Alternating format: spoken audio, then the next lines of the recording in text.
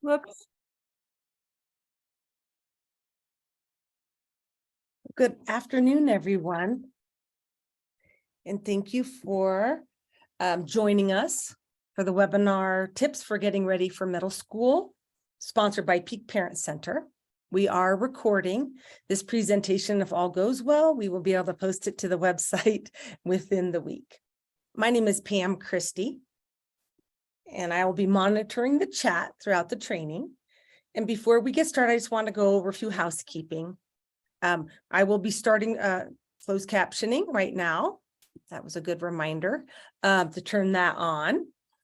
You will be muted for most of the presentation. So if you have any questions, put it in chat at the bottom, or if there's time at the end, the presenter will be able to answer your questions. So it's my pleasure to introduce our speaker, presenter Ann Wilson from Peak Parent Center. Take it away. Thank you, Pam, and thank you for joining us today. As Pam mentioned, my name is Ann Wilson. I'm on the staff at Peak Parent Center. I focus on transition and also on dispute prevention. I'm also a parent. I have 3 children who are age high school or older, so I have had the experience of getting ready for middle school a few times. And we sometimes hear from parents who are interested in getting more information about the transition from elementary to middle school. This is it can be a really challenging transition just because there's so many changes at the school level, so many changes at the individual level, and it's just a big shift from elementary to middle school.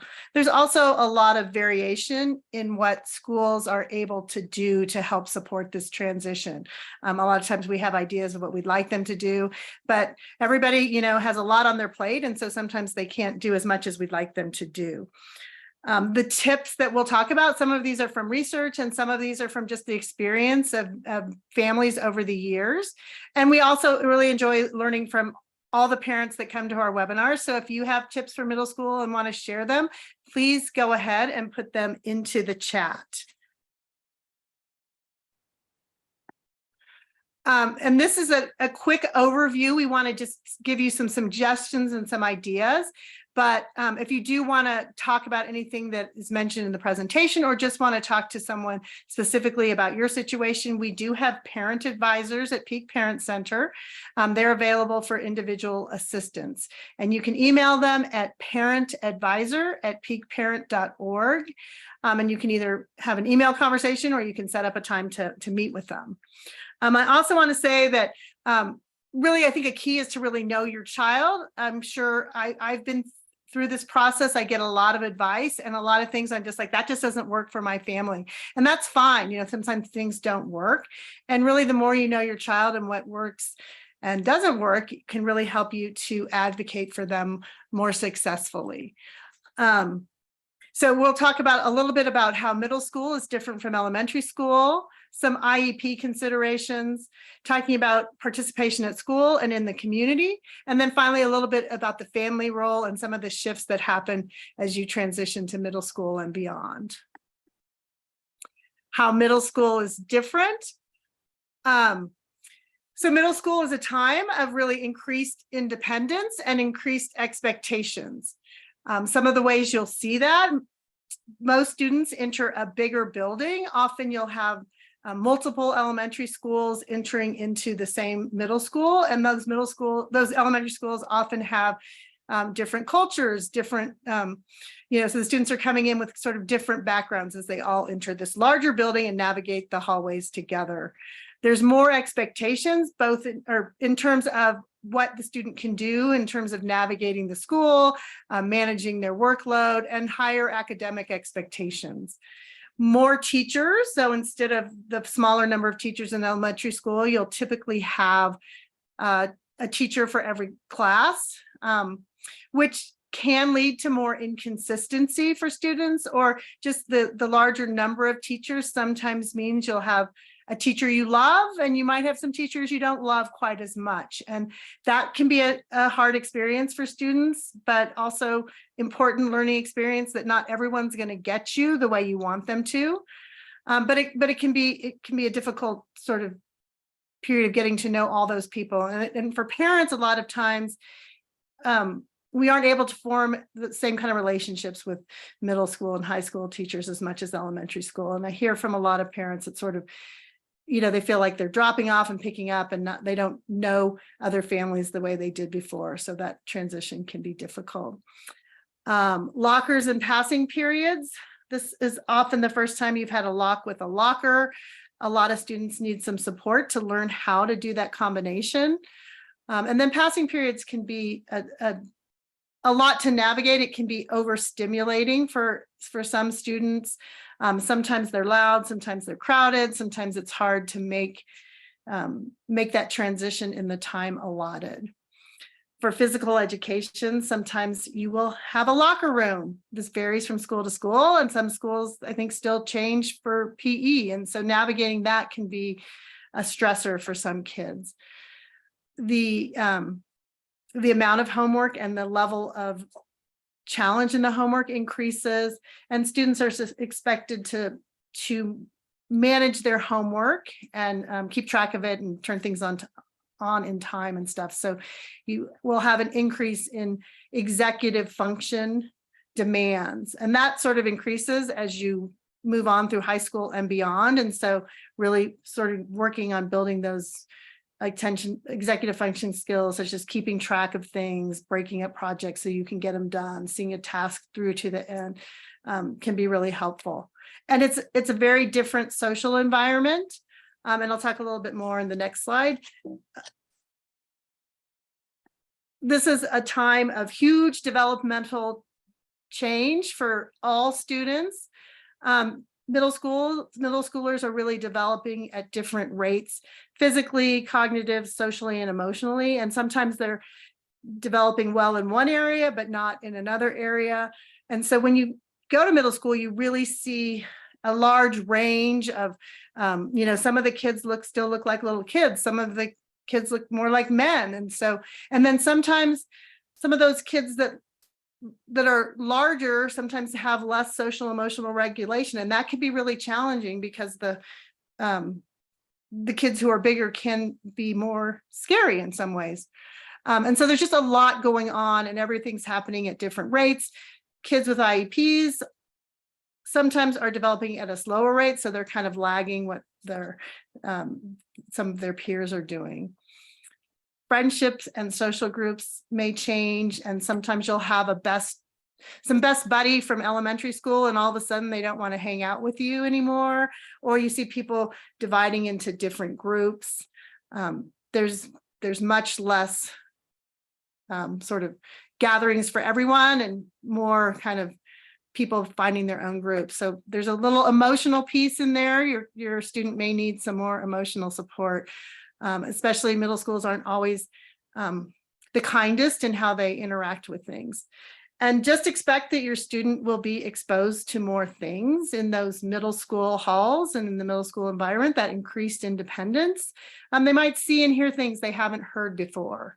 And so they might come home and tell you something that's a little surprising. So there's just a lot to navigate in the middle school environment as a whole. And navigating that can be more challenging for students with IEPs. So I'm just going to talk a little bit about some things you can do. Sometimes a school will have an IEP meeting with your elementary team and your middle school team, or at least representatives from the middle school team, or maybe even one from the middle school team.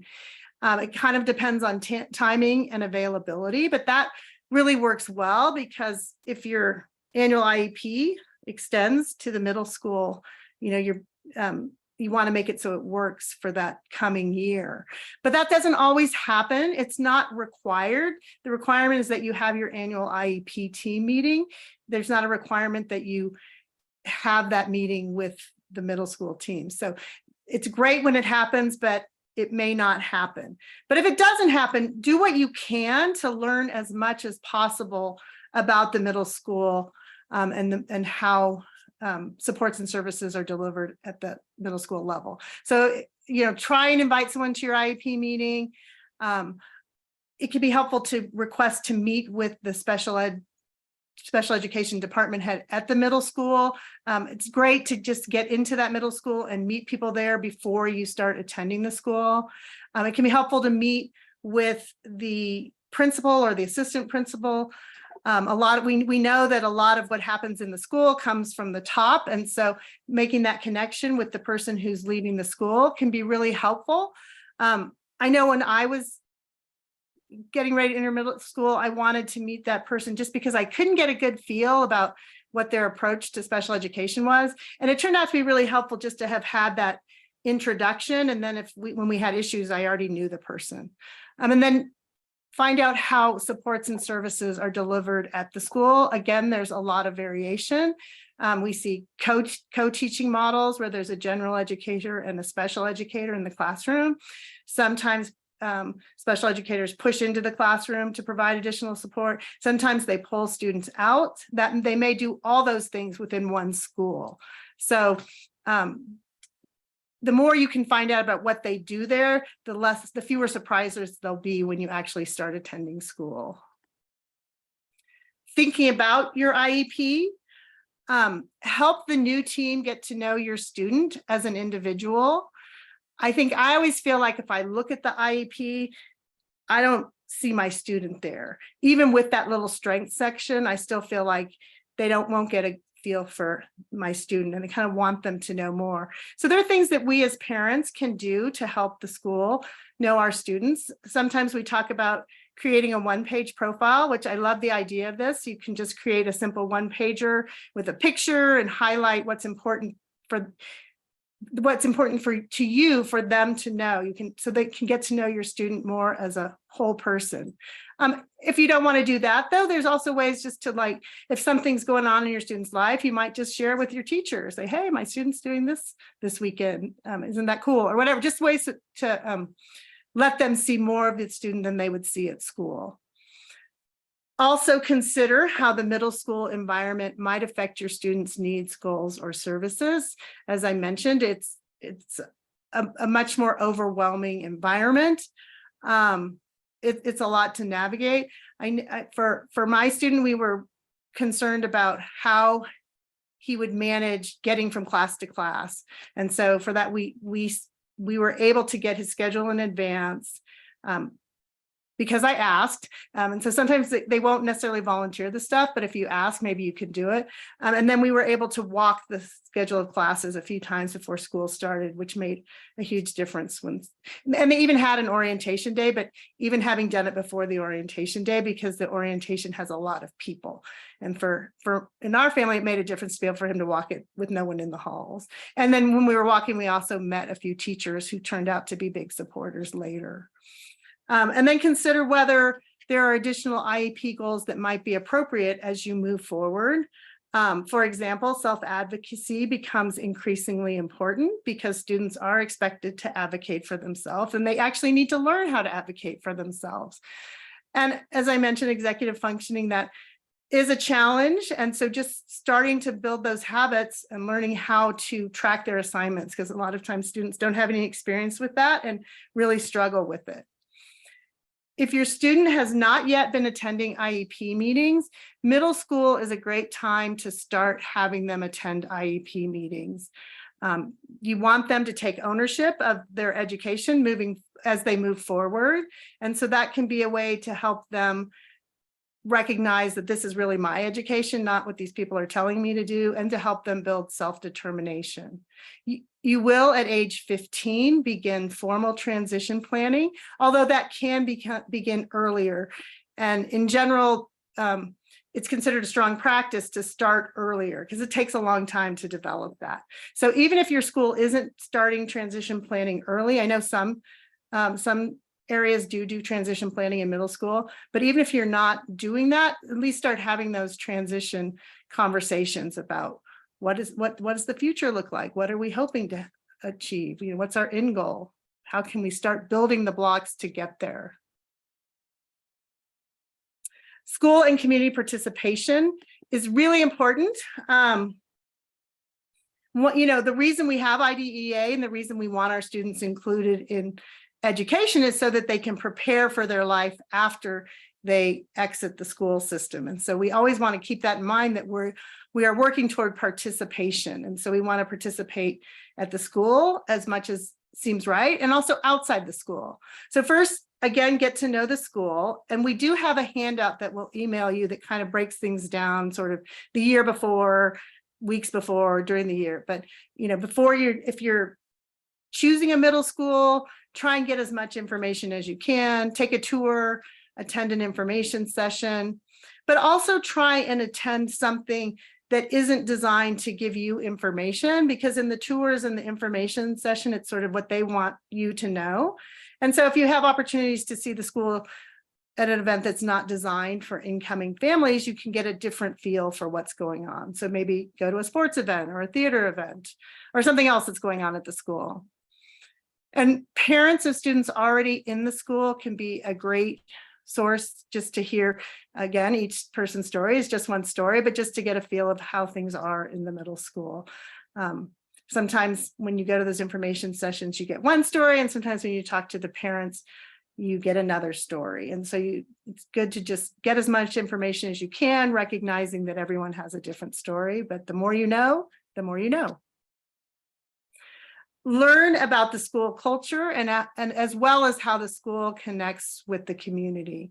And this graphic, beliefs, customs, artifacts, behaviors, or values are considered elements of school culture. And you can see that culture in a lot of ways. Sometimes schools will have a motto. Schools have different approaches to how they promote positive behavior.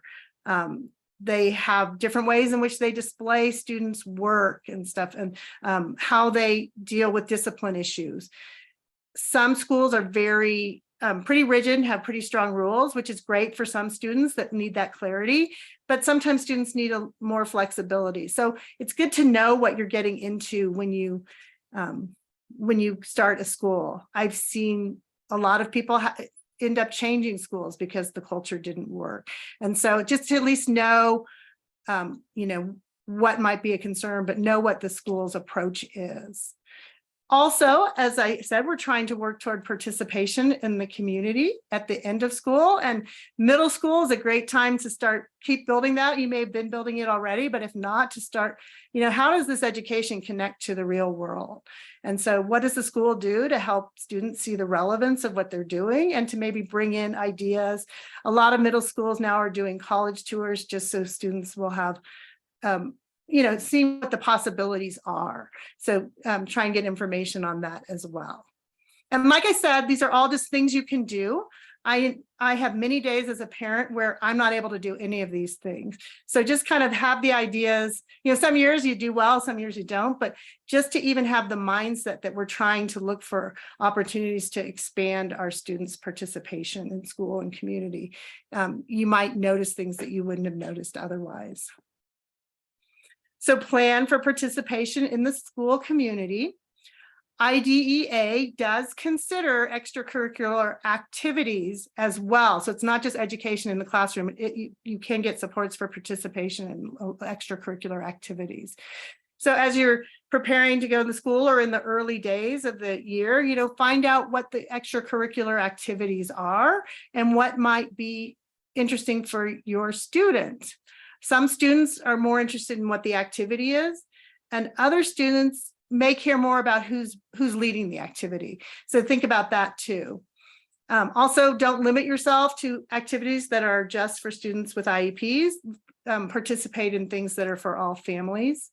And if it feels like it might be interesting to you, sometimes participation in the parent association or collaborative school committees is a great way to find out more about what's going on and to meet new parents. Sometimes it can be hard to just start going to those things, but it can be a great way to learn more.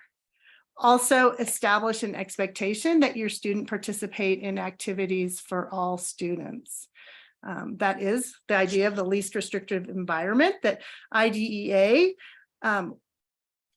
requires that students participate with peers without disabilities to the maximum extent appropriate, including extracurricular activities. So keep that in mind. When we talk about least restrictive environment, we often talk about it within the school setting, But we also want to think about how it's not just about our kids setting in school. It's really about what we're looking for over the course of their lives. And so we want them to be in the least restrictive environment as adults, and it takes a lot to get there. So think about how you might increase the individual's voice and choice over time, looking at who makes decisions, what types of decisions they can make, and then the places where they spend time. Kind of at elementary school, the parents are pretty much making those decisions. And then, how do you work over time to making, having them make those decisions?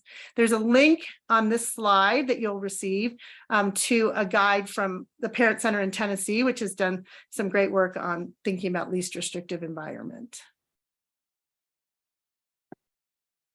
And the family role really does change a lot from elementary to middle school, because elementary is sort of more of a hands-on environment. A lot of times people need help in the classroom, or you're much more involved with what they're doing. And then middle school is kind of this jump, kind of that interim space before you go to high school and are expected to do a lot more independently. So this is some research on how families can accelerate learning. Research-based. So one of the most important things is communicating high expectations. And there is a lot of research on the impact of high expectations. High expectations correlate with better outcomes for students with disabilities. And a lot of times students may experience low expectations within the school environment. So sometimes the parent may be the student's biggest cheerleader, or every kid needs someone who believes in them. And so sometimes that really happens at school, which is great, but sometimes it doesn't. And so remembering that as a parent, you can be that person who keeps believing the student and helping them to achieve as close as they can to what they want. Monitor their child's performance. This doesn't mean like you're sitting there, standing over them, hovering. Monitor their child's performance. Sometimes kids get behind in middle school, and it'll get close to the end of the semester and you find out they're failing or something. So monitor in the sense that like you're aware of what's going on. Do they need extra support in something? Are they struggling with something? And kind of keep that dialogue going with the school. You don't want to end up in those situations where it's very late and there's a lot to be done, which can happen for any kid, whether they have disabilities or not. There's a lot of kids will tell their parents everything's fine when maybe it's not. So do what you can. It's a little easier to monitor now because there's a lot of these portals where you can check on your students' assignments. Support learning at home in the sense of you do what you can to support your student, also help them to see the relevance of what they're doing. A lot of students are not engaged in school. Sometimes they don't see why it matters. And so kind of support learning. If there's ways that help them to learn better, you can share that with the school. And again, do what you can. We're all doing the best we can.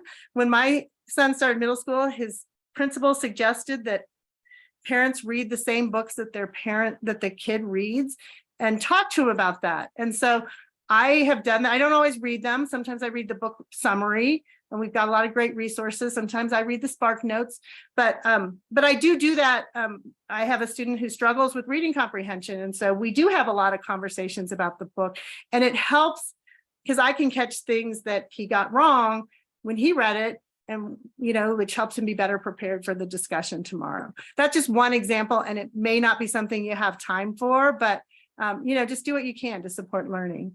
Guiding your child's education, paying attention. When I was a child, I started kindergarten and I knew where I was going to go until 12th grade because that's what we did. But it's a little different now, and there's a lot of different options now. And so kind of paying attention and don't think it's going to happen automatically. So you need to kind of stay in tune and be proactive if you need to. And advocating for your child can really make a difference in their learning. Also, that shift from elementary to middle school, these are just some highlights of some points. The Ohio Statewide Family Engagement Center actually has a project called the Middle Years. So they're really focused on the middle school time. And so they talk about that shift from direct involvement with students to being involved with students at home, because that parent role at home is really critical in middle school. So this is just a few highlights, but communicate expectations for education and its value, link schoolwork to current events or things in the outside world or to future opportunities, foster educational and occupational aspirations. A lot of times students don't really see what the possibilities are for them. And there's a lot we can do to help them. You know, there's a lot of stuff online now, or just going out to things in the neighborhood, using your personal family and friends. You know, if your student's interested in something, I'll talk about this a little more too, but you know, if your student's interested in something, chances are someone you know knows someone who does that. So sometimes it's just having a lot of conversation to find ways to help your student learn more about what interests them, or to just even find out what they find is interesting. Because a lot of students get to that point where they're having to make decisions and they don't really have an idea because they haven't been exposed to a lot of things.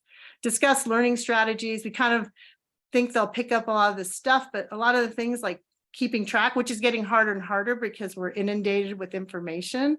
So sort of helping them to learn what strategies work for them. I think schools do a lot of schools use a planner and help them learn to use the planner, but sometimes the planner might not work best for a student. So kind of, okay, this didn't work. There's a lot of trial and error, and then help them prepare and plan for the future. Sometimes we want our students to have big dreams, and we want them to understand what it takes to achieve dreams. And so help them think about, okay, you want to do this, this means we got to do this. Because sometimes people are good at thinking about what they want to do, but not necessarily good at understanding the steps. Also, I understand that as a parent, your role really depends on your students. So I have one of my kids. If I say I want them to do something, that means they won't do it. And so you really need to be aware of what works with your child and what doesn't. So sometimes for one of my kids, I have to not say anything, or if I really want to do something, I have to really kind of keep that under wraps. Support community participation. This really is what our end goal is. A lot of times it's easy to kind of let the school be everything during the times you're at school, but as our goal is to live and participate in the community after school, the more you can build that as you go along, you'll end up when you're leaving school having relationships you built in places that you go. So recognize natural supports. When we talk about natural supports, we mean just those supports that are out there. As you move forward, it's easy to sometimes focus on disability specific supports, but remember there's other things out there that help people do things and make use of those. Exposure and mentorship, I mentioned, just really kind of seeing a lot of things in middle school can help. Sometimes you find something you're really excited about, which can help kids stay motivated. I have one kid that really found, really focused in. I had one kid that never found anything, and that happens too. Be a bridge to a community. Parents can really help the students get involved with things. And model communication. I find sometimes you may experience this too, where someone doesn't know how to talk to my child, so they just talk to me. So you can be sort of a model to show them, you can then pass the question on to your child in a way that they start a conversation. A friend of mine talks about how you kind of be the bridge, and then you kind of have to kind of step back. And I think that can be hard to practice, that stepping back. So that's a big part of the middle school years. In general, something to think about is just building a long runway, because you're entering middle school. It seems like a long way to graduation, but it goes pretty fast. And sometimes it takes a long time to build skills, build relationships and things. And I have a lot of things that I didn't think anything of when we did them in middle school that turned out to be these really important relationships. Now I have a senior right now. And so doing a lot of things and being open to opportunities, you don't know what they'll lead to. And some of those things are some of the most important things later on. So be proactive and plan early. It really doesn't, a lot of these things don't happen unless you ask. unfortunately, but that's kind of how it is. So you do need to be proactive and think about what it's going to take to get there. So you can kind of, same thing we want our students to do, break up the path. So it's not a big thing at the end, make it so it's smaller steps along the way.